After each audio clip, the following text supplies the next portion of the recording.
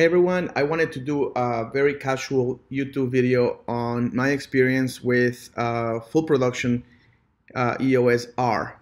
So Canon basically released their new full frame mirrorless camera. It's not out yet. The camera's not out yet. It will be out in October, I believe. But I've been able to do some photo shoots with it, and I've been able to shoot the camera in RAW. And because I have the software for to open up raw images out of that camera, I can actually show you what the raw files look like instead of processing the files. So you get, I don't want you to get a partial review. I want you to get like a full, you can see the files in its full raw beauty. So two things about the EOS R. Definitely an interesting concept on shooting. I've been shooting SLR my entire career. Definitely, I was hesitant on the mirrorless world. I liked my mirror. I liked the looking through the viewfinder and seeing exactly what I'm seeing there. Some advantages that I've learned to do. So before I had a mirrorless camera, before I did the EOS R, I gotta say it was a lot more. It's a lot more difficult to have to focus and then recompose, focus, recompose. I did a lot of that beep, beep, beep, beep, beep, beep, beep, beep, like constantly, because I am constantly focusing on their eyeball, recomposing, shooting, recomposing, shooting, beep, beep, beep, recomposing, shooting. It was just constant. One thing that I've learned about the EOS R is the camera doesn't have to, you don't have to do that anymore. The camera has, because there's no mirror, that all the focusing happens in the processor, so in the sensor. So what happens is, it has like some crazy amount, like thousands, 3,000, 5,000, I don't even know how much it is, of focusing points. And the computer inside can actually just keep track of, because it has AIF, which is eye autofocus, which means that not only does it track the person's face, but it constantly keeps tracking the person's eyeballs. So if you want to focus on one specific eye, it will just nail that eyeball forever, and you can just move the camera, your subject can move, and it will keep track of that person. Definitely learned that that's very useful in photo shoots where you may not be able to have the viewfinder to your eye, and you may not want to keep doing that beep, beep, beep, beep, beep, beep, recomposing and shooting, or focusing, recomposing and shooting, focusing, recomposing and shooting. So let's take a look at some photos to see what it looks like. The camera is also smaller than a 5D Mark IV. I mean, the lenses are just as big, so that defeats that. But the camera is lighter, which it does help carry the camera. And I'll show you a few things as I go. This is my silly photo when I first got the camera, and I was just being silly. But let's take a look at some of the raw files, and then I'm also going to show you some of the BTS of me shooting that stuff. So let's take a look at this. We have some BTS, and this is all casual, so we're just going to have to do it this way. Here's my first few shots with a Canon EOS R. You can see that these are in RAW. It says right there, digital DPR. This is RAW files. Okay, there's no edits have been done to this yet. And the first thing you notice is it's the clarity. And I think that's what really stood out to me, is how crazy sharp the focusing is. Let's take a look at. I mean, we can take a look at any photo, but. These are the photos the way I took them. So as they load, you can see if I was to zoom in, and if I was to, you can see it's focusing on this. I was putting the focus on this girl's eye here. This is pretty intense. I mean, this looks out there sharp. Amazing stuff. I was doing a photo walk for ProCam in Cincinnati, Ohio. They have 3 stores, one in Detroit, one in Cincinnati, and one in Chicago. And I was doing a photo walk in Chicago, and look at the way this looks. I mean, and by the way, you're looking at the raw file. If you look over here, if you point your face, it says here 38A0526.cr3. So you know I'm showing you the raw file. Nothing has been touched. That's pretty intense. That sharpness is awesome. I found this cool wall that says "Why not?" Let me show you some BTS of that. In fact, I'll probably show you this on the on bridge. Let's switch to that. So here's the first photo. You can see what the lighting looks like when I took that photo, and then you can see how great it looks on camera. I mean, pretty fascinating. So the light was reflecting on this wall, and then it was reflecting back on her. And then this person here is taking behind the scenes photos. This is the first setup.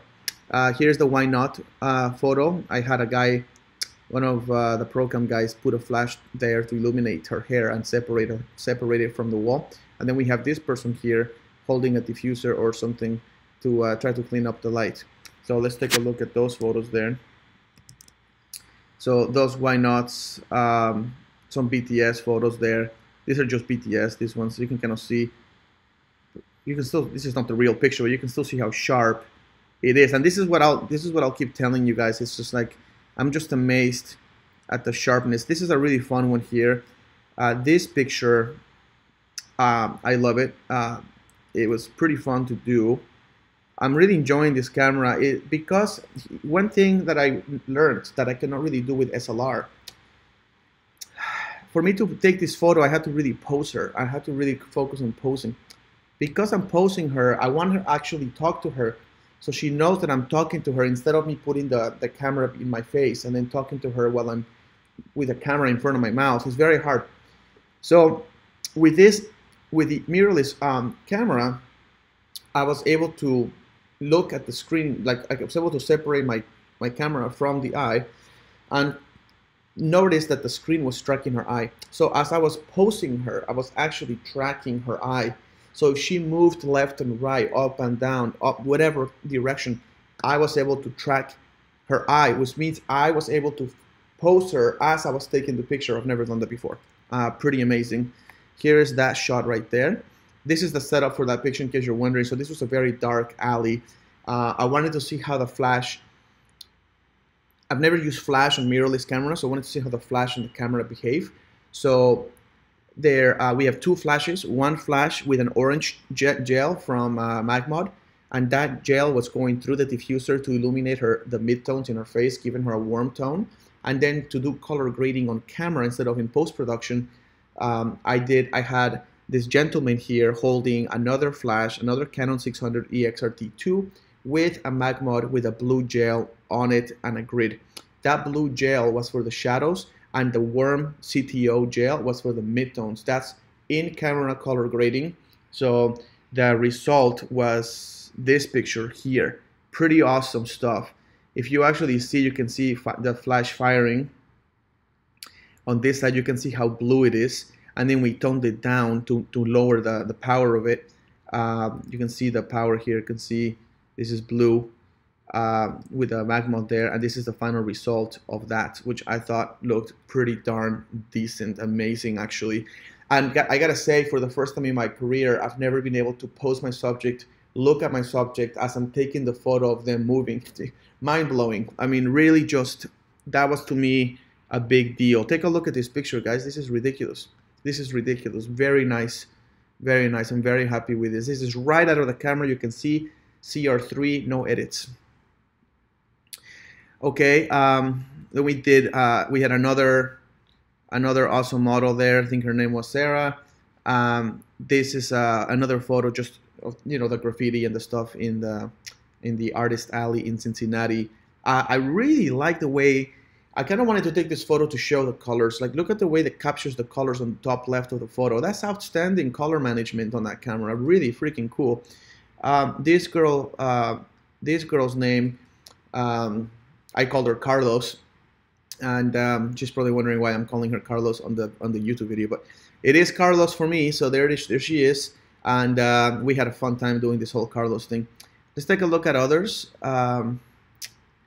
Here's some shots that I just took of her with her mom there. This model here she's only 16 years old, so we had her mom there. But you can see just really cool stuff. Really, really cool how she was able to move. She was moving. So as you can see in these photos, she's moving constantly. As you can see here, from this one to this one to this one, she's actually continuing to move. But I'm actually talking to her about what to do. I just wanted to see if the camera could keep up, and it kept up. Like, it was not even like a challenge for the camera. So that was kind of funny. Here, some wind picked up, and we got some wind, and then I had her get her hair out of the way, and and just play around, as you know, just pose her as I'm playing. I wasn't really trying to be fancy with the photo. I was just trying to see if the sensor could keep up with her just fine. Let's move on to some of the stuff I did later on, which was really cool stuff. Let's move on. So here, I actually went and we took our shuttle and we found this, like, this is downtown Cincinnati, okay? So we just found some random building with a window there, and I like the way the light was hitting her because it was reflecting off a metal surface on the other side of the street, which was bouncing very powerful light right into that area. So I put her face there, and then I put her face there because of the reflective black window on the left, right behind her. So that created a really cool reflection. You can kind of see there me shooting with the STE3 transmitter from Canon with the Canon R and the 24-105 f4 with the image stabilizer that they built specifically for the Canon EOS R. And you can see those photos there and how I'm doing it. And then the photos that came out of that setup are these, which I think are pretty awesome. Outstanding stuff. Sharpness is just mind-blowing to me that he was just able to capture that. Then I wanted to take a photo of just the reflection itself. And so I did that. So we went from that to just the reflection. Look how cool that looks. And when it loads, look at the sharpness, even on the reflection. It was like no contest how fast it was able to go. Then I actually had her move her chin up in order to capture a photo of her lips. Just basically more of a fashion beauty looking photograph. Now, if you can, take a look at the sharpness of her lips. So let me look at that. Okay, you can see the close-up there. If that's not blowing your mind, I don't know what can, because that was out there for me. I couldn't believe it. Pretty awesome stuff. And then we had her with her eyes open. Look these. Look how sharp. Oh my gosh, this is just killing me. Oh my gosh, look at that, guys. Let me minimize this thing out of the way. Look at that, okay? I mean, you're looking at the raw file. Looking at the raw file. So, moving on. I mean, remember, this is a glass, so it's not easy to focus. There's not a lot of contrast there. So, it looks easy, but it wasn't. The camera just did a beautiful job. Let's take a look at this one here. And I'm just picking random photos. I didn't even select them. But let's zoom, okay? Please take a look at that carefully. Crazy. Just phenomenal. Phenomenal. This sensor, I don't know. It's out there. We found this little spot of light in the floor, which I thought was pretty cool. And it kind of created like a bit of an X. So I put the other model, Sarah, I believe, in that spot and did some shots there just to see what that would look like. I think it looks pretty cool. Let's take a look at some other ones here. I went down, shot her at her eye level. Pretty cool. Let's take a look at this, zoom in. Yeah, look at that. Remember, I haven't processed these at all. Then we threw Carlos down there, and we did some super sick shots of her there in the floor with a cool light hitting her in the face. Just very beautiful, very strong light. And we got these done. So that's really cool.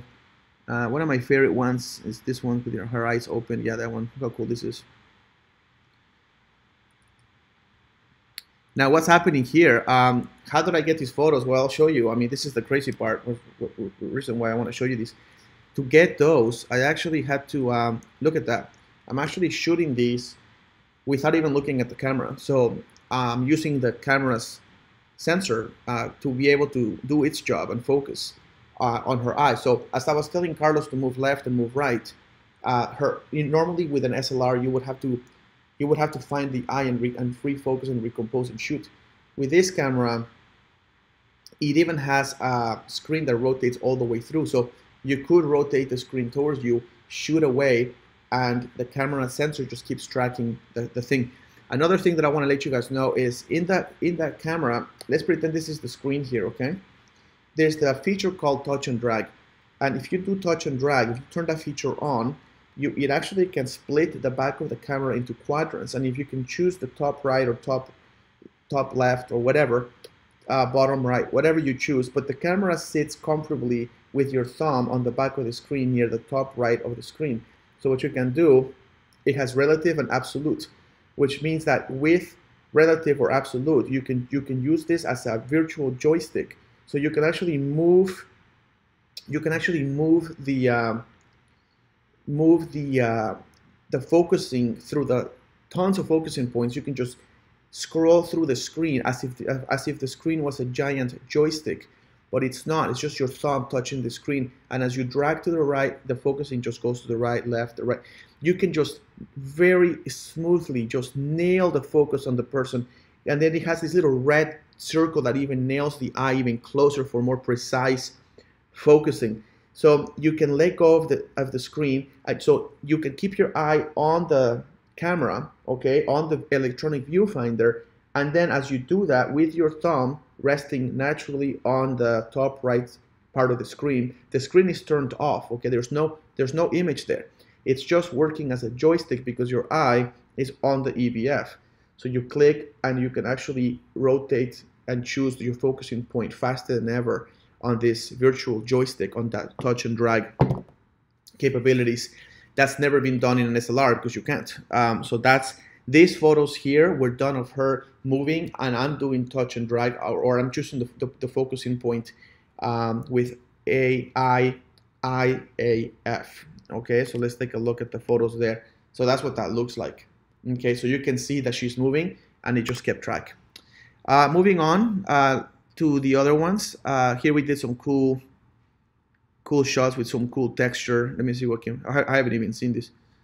Yeah, that's cool. I saw this wall that had cool texture, so I just took a photo. This is flashed, and I think it looks pretty fun. Let's take a look at these ones here. What is that like? I don't even know what I'm choosing here. Look at that. Oh my gosh, man, just crazy. Oh my gosh. So then we flew to, I flew that night to Chicago, okay, to a city called Naperville, and let me show you what those look like. Okay, so let me see here, Chicago, not to all. Okay, here we went to Naperville, Illinois, or Chicago, Illinois. And we had another 16-year-old model, okay, like a lot of 16-year-old models out there. And I'll show you what those look like. A lot of people are wondering how this photo was taken. So let me show you. This is the raw image of that. Okay, as you can see, it's raw. It says C.CR3. This is not a filter that I added. This is the raw file straight out of the camera. How I did that is, you can see the beautiful orange tones there, and you can see the tones on that side as well. Way I did that, if you're wondering, is let's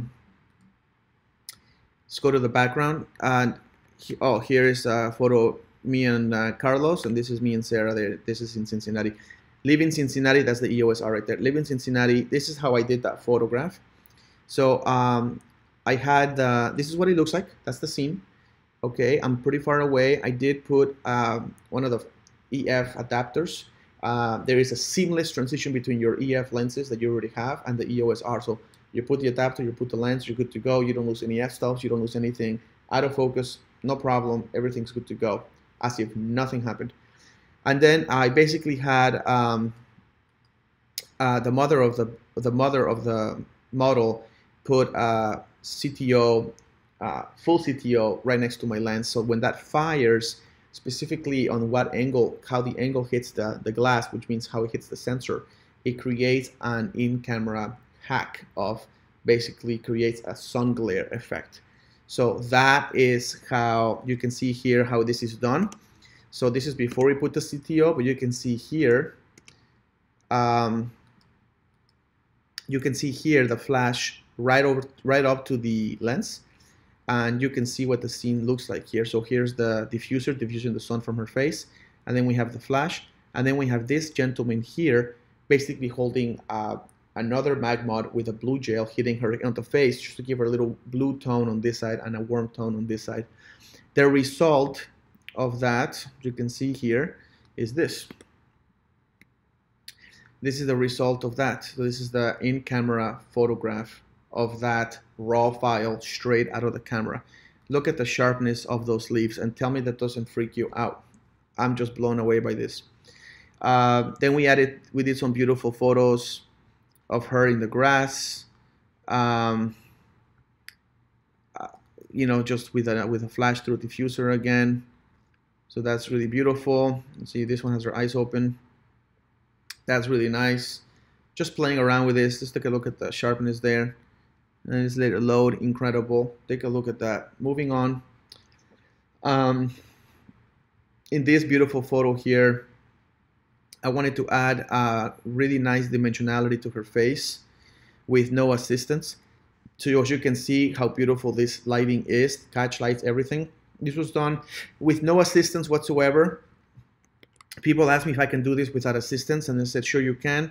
So what we did is I put the flash on the floor, I put a reflector there, and then we bounced the flash against the reflector, bouncing the light back into Claire, which is the name of the model there.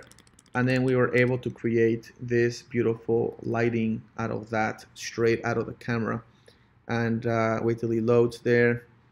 And look at that, guys. Okay, pretty cool stuff. Let me move out of there. I think this one, yeah, take a look at that. So that was the idea behind that one. Then this beautiful picture here, we basically created we created a studio in the park and created just a beautiful photograph in the park with nothing, like just a studio shot. And the way we did that is we used the reflector. So you can see here, this is the setup for that. We used the white side of the reflector as the background, and then we had a flash. Okay, here's Fred from Canon. We had a flash through a diffuser to illuminate her face, and then this is the background, and then we have another light here to basically illuminate her hair. So one light, two lights, and then a background, which is just the reflector at the back. So the result came out to look like this, straight out of the camera. Okay, you can kind of see how ridiculous this looks. I mean, this is not even edited yet, so I can't imagine how this will look like once it's edited on the EOS R. So very fun. The last shot I'll show you, which was I think one of my favorite, there was this bridge, and I'm assuming everyone takes pictures in Naperville in this bridge. I wanted to do something different, so I did the same trick. Here's the shot of the bridge normally, which is just a, it's just a bridge. Again, we put the flash. You can see me here. Let me see if I can zoom in. You can see here the flash is pointed at my lens, and then we have, here's a water fountain, and then we have this guy holding another light to illuminate her, both with orange CTOs. The one with him was a quarter CTO, and the one next to my lens was a full CTO to create that incredible sun glare effect on the bridge when there wasn't any at all. I mean, you can see what it looks like. There's no glare whatsoever. So that's the BTS of this beautiful picture, and you can see how this looks like when I did that with the effect with the flash. So it kind of looks like an incredible sun flare is hitting her, which is beautiful. Look at that. I think that's pretty cool looking. And I can increase contrast and stuff. See, here's what it looks like without, just like plain, blah, blah, nobody cares. It's like boring. And this is the very next shot. It has this feel to it, which just looks totally different and moody. So that's it. Let me just say that this camera is so quiet that I'm about to shoot a wedding tomorrow. I don't have the camera with me right now, but I was thinking you could definitely pick up that camera and completely photograph the ceremony without hearing a single tiny microscopic click. And the fact that you can track faces, I think to me the key in this camera is how sharp it is, how light it is, and how quiet it is. And the fact that you can actually pose people and direct them as the camera is taking pictures. Why is that important? It's important because then people don't feel like on the spot with your big old camera in front of your face with your huge ass lens. People feel like, oh, he's taking pictures.